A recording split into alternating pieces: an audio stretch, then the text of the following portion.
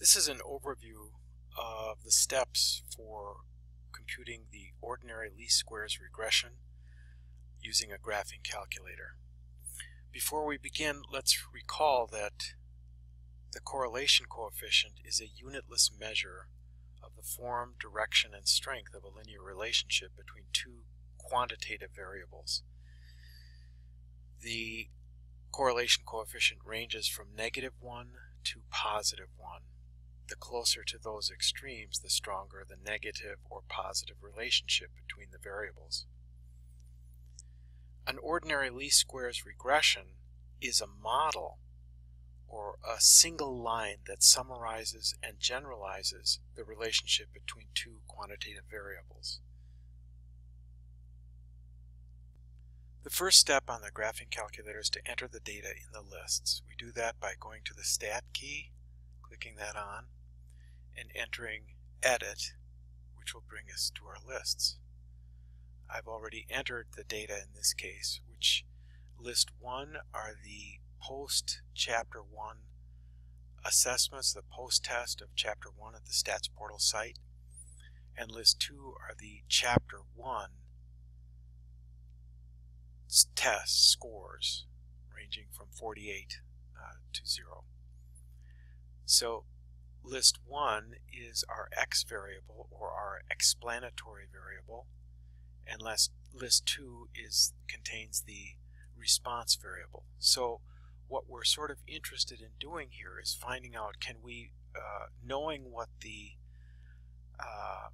post-test assessment score is, does that help us predict the performance on the chapter test? The next step is to make sure that diagnostics are on. There are two ways of doing that. The first is to click on the Mode key, scroll down to the Stats or Stat Diagnostics on or off, and that's a toggle switch to make sure that that's on. So if it's not on, scroll over to On and select Enter. The other way of doing that same thing is to press second function and the 0 key for catalog, and then second alpha and the D key to scroll down to the D's.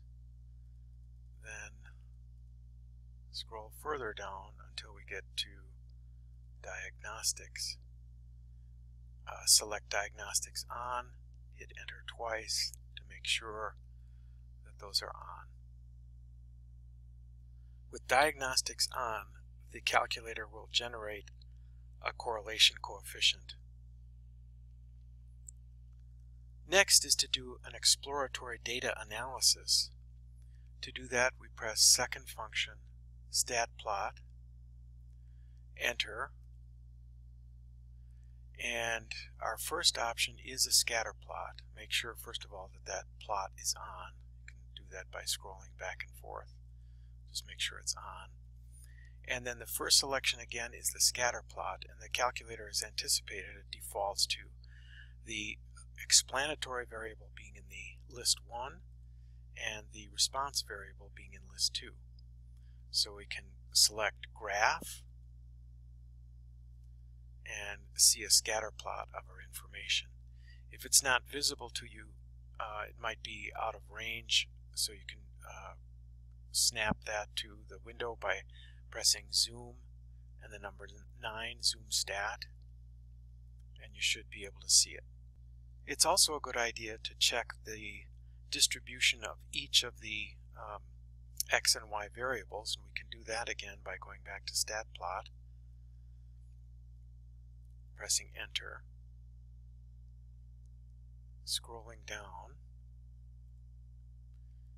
and let's take a box plot.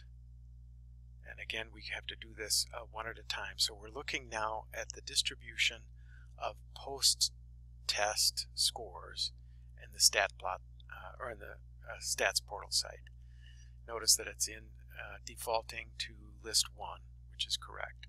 So we graph that, and we'll press zoom stat again to make sure that we can see if there's an outlier.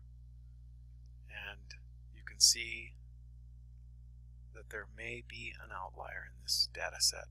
We can also see that the distribution is not quite symmetric, with the median running here, 50% of the data being between the third quartile and the first quartile.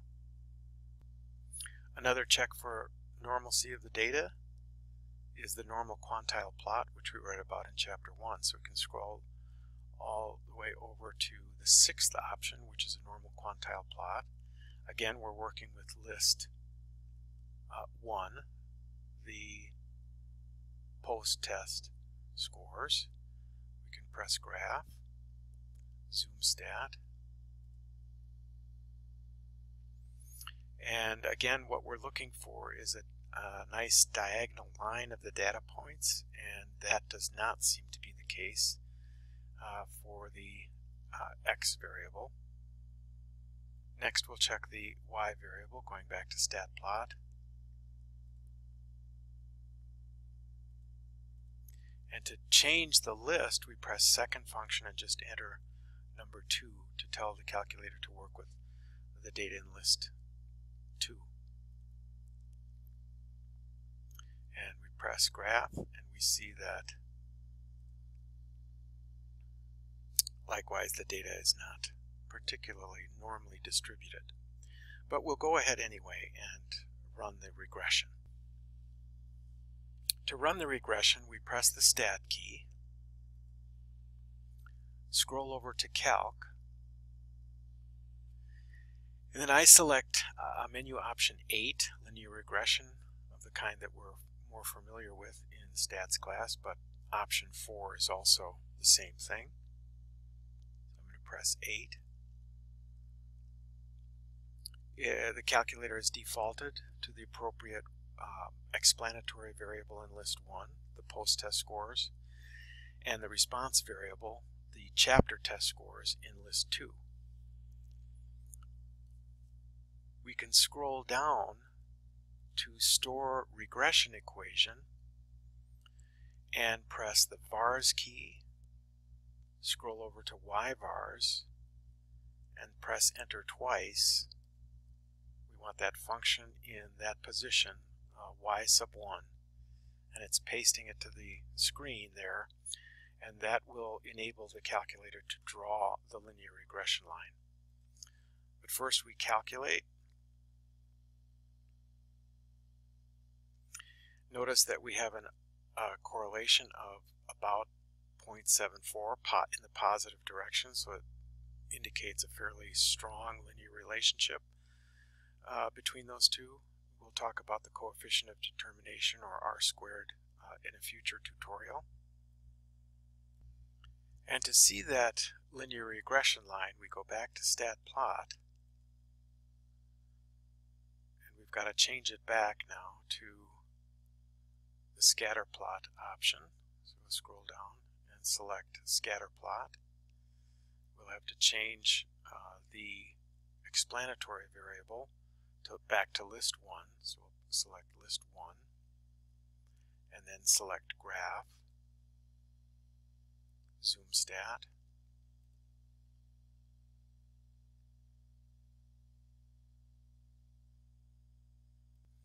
do that once again here to see the regression line. We've pasted our regression equation.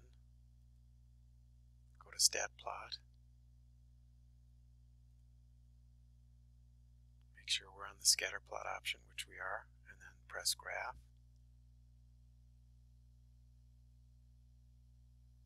And the calculator generates. So this is the model, the linear model, that we are using to eyeball the relationship between the explanatory variable, which are post-test scores, on the chapter test scores.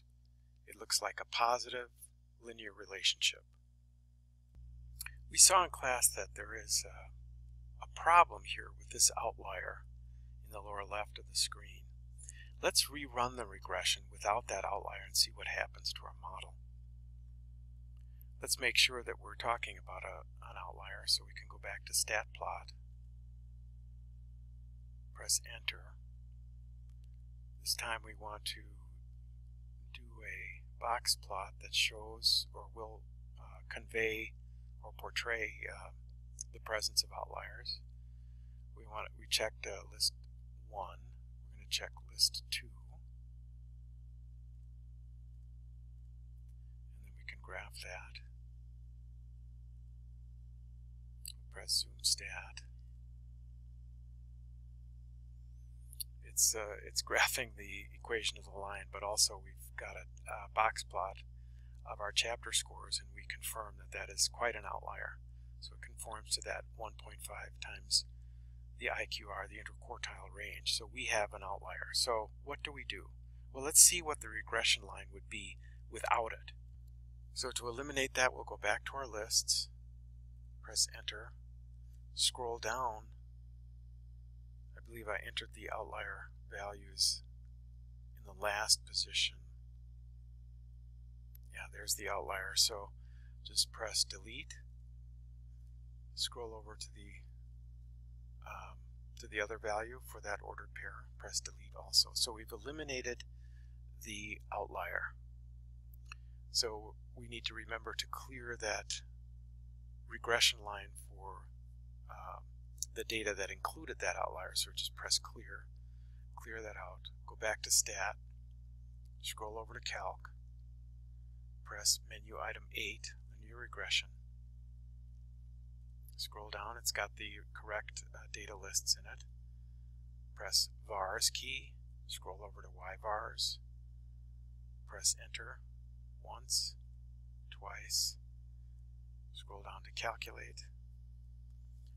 Notice what happens to the r-square value. Before it was 0.74 in the positive direction, now it's 0.32 also in the positive direction, but it dropped by quite a bit, indicating that that outlier had a big influence on the form, direction, and strength of our linear relationship, at least based on those values, the r-squared. So let's take a look at the linear regression line, the ordinary least squares regression line. So we're going to go back to stat plot, select the scatter plot option, the first one. Make sure that list 1 is in the X value and list 2 is in the Y value. We're going to graph.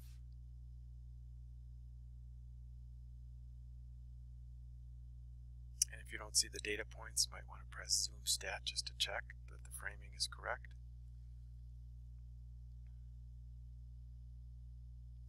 And so if you look at the scatter, it looks far less linear than before with the presence of that outlier.